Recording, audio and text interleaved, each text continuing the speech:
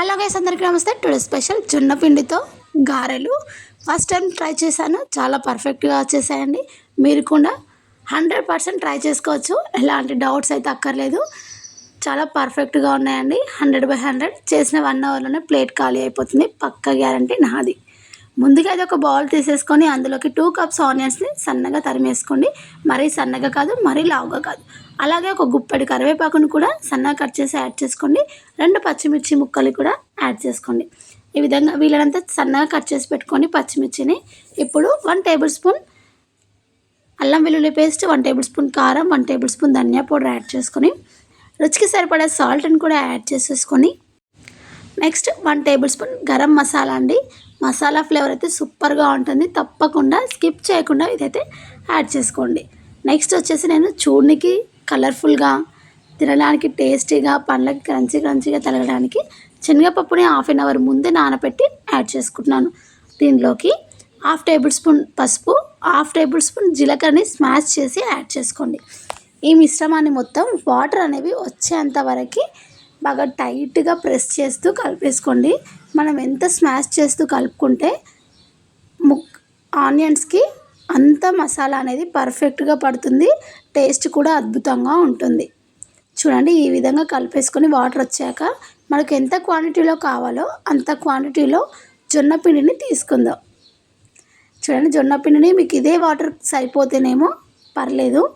Water అనేది కావాలి అనుకుంటే లైట్గా యాడ్ చేసుకుంటూ పిండి కన్సిస్టెన్సీ టైట్గా ఉండేటట్టు చూసుకోండి. లూజ్గా ఉంటే గారెలు అనేవి రావండి. పిండి అనేది టైట్గా ఉంటేనే గారెలు అనేవి వస్తాయి. చూడండి, ఈ విధంగా ఉండాలి కన్సిస్టెన్సీ. మనం వేలుతో ప్రెస్ చేస్తే సరిపోతుంది, ఆ విధంగా ఉండాలి పిండి.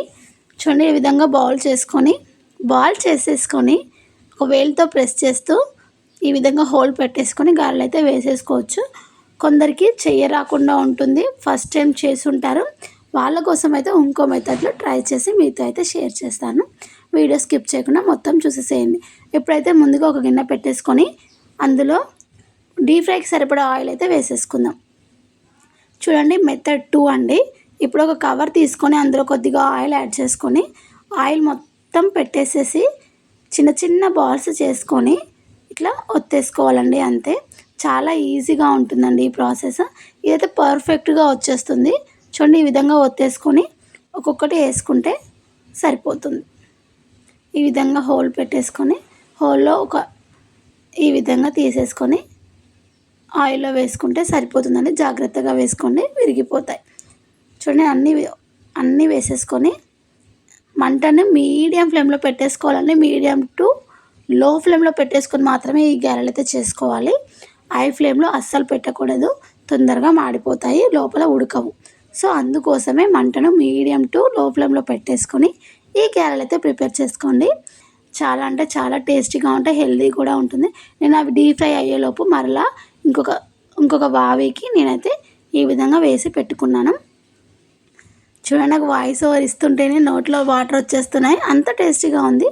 తప్పకుండా ట్రై చేసుకోండి. ఏమైనా మిస్టేక్స్ ఉంటే కామెంట్ బాక్స్లో కామెంట్ చేయండి. Thank you for watching. Please subscribe to my channel అండి. థ్యాంక్ యూ అండి. ఈ విధంగా ప్రిపేర్ చేసేసుకోండి. ఇందులో ఎలాంటి పిండి అయితే నేనైతే కలిపేసుకోలేదండి, జస్ట్ ఓన్లీ జొన్న పిండి మాత్రమే.